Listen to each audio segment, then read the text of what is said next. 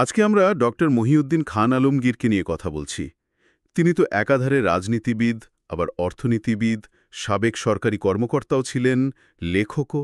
হ্যাঁ, অনেক পরিচয়। আমাদের কাছে যে তথ্য আছে সেটা দেখলে বোঝা যায় তার জীবনটা বেশ বর্ণাঢ্য, কিন্তু বেশ জটিলও। ঠিক। আমরা চেষ্টা করব এই তথ্যগুলো ঘেঁটে তার জীবনের গুরুত্বপূর্ণ দিকগুলো, বিশেষ করে উত্থান পতনগুলো একটু বুঝতে। অবশ্যই। তার পড়াশোনার কথাই যদি ধরি, ঢাকা বিশ্ববিদ্যালয়ে, তারপর বস্টন ইউনিভার্সিটি, এরপর লম্বা একটা সময় সিভিল সার্ভিসে ছিলেন।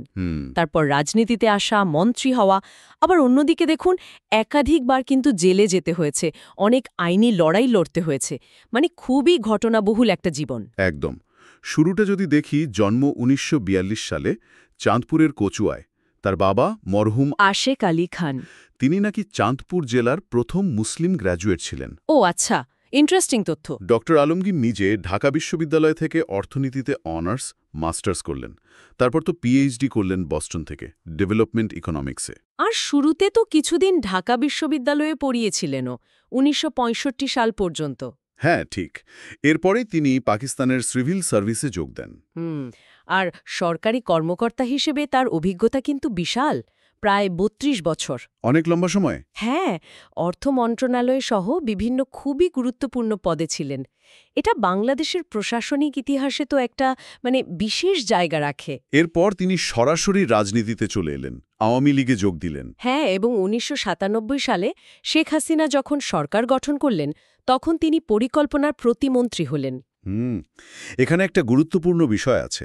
তথ্য বলছে তিনি দেশের প্রথম যে পঞ্চবার্ষিক পরিকল্পনা ১৯৯৭ থেকে ২০০২ সালের জন্য, সেটার প্রণয়নের কাজটা উনিই শুরু করেছিলেন। এটা কিন্তু একটা বড় ব্যাপার।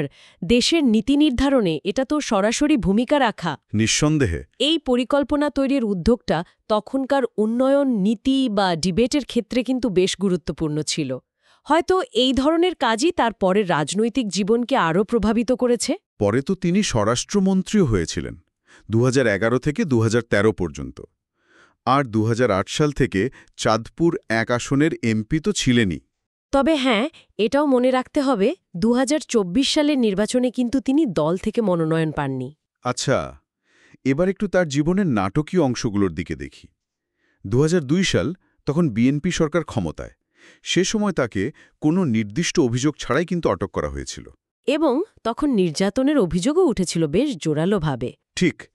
এই জেলে থাকার অভিজ্ঞতা নিয়ে তিনি একটা বই লিখেছিলেন, মাই ডেজ ইন জেল। আর এই সময়ে আন্তর্জাতিক অঙ্গনে কিন্তু বেশ প্রতিক্রিয়া হয়েছিল। এটা খুব লক্ষ্য করার মতো বিষয়। কারা কারা ছিলেন?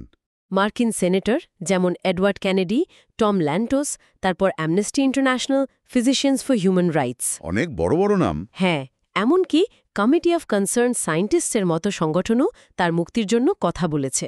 কেন এতটা আন্তর্জাতিক মনোযোগ? হয়তো তখনকার রাজনৈতিক পরিস্থিতি, বিরোধী দলের একজন গুরুত্বপূর্ণ নেতা হিসেবে তার অবস্থান, কিংবা আগের সরকারের সময় তার ভূমিকা, এসব মিলেই হয়তো। হতে পারে। শেষ পর্যন্ত হাইকোর্টের নির্দেশে তিনি মুক্তি পেয়েছিলেন, যদিও পরে আবার রাষ্ট্রদ্রোহের মামলাও ফেস করতে হয়েছে তাকে। কিন্তু এখানেই তো শেষ না, আবার পালাবদল হল।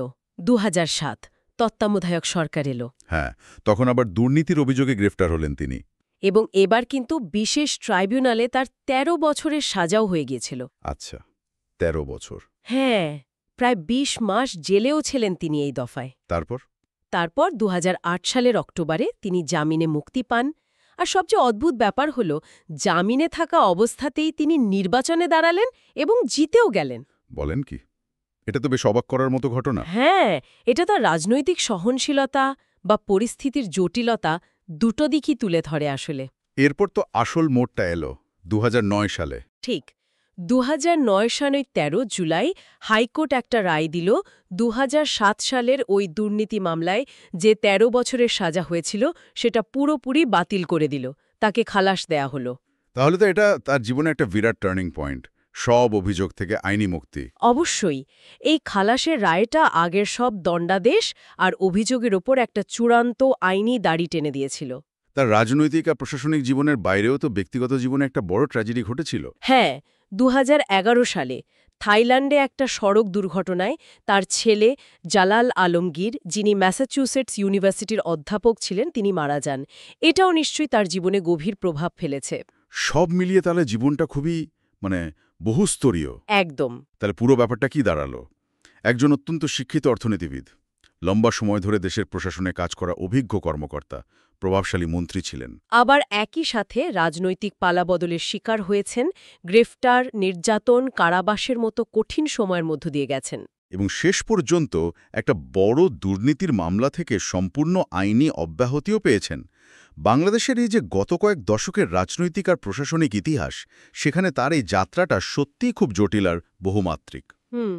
এই আলোচনা শেষে শ্রোতাদের জন্য একটা প্রশ্ন রেখে যাওয়া যেতে পারে। বলুন। একজন ব্যক্তি জীবনে এত কিছু একসাথে, প্রশাসন, নীতি নির্ধারণ, সক্রিয় রাজনীতিতে এত লম্বা অভিজ্ঞতা, আবার একই সাথে এত কঠিন আইনি আর রাজনীতিক লড়াই।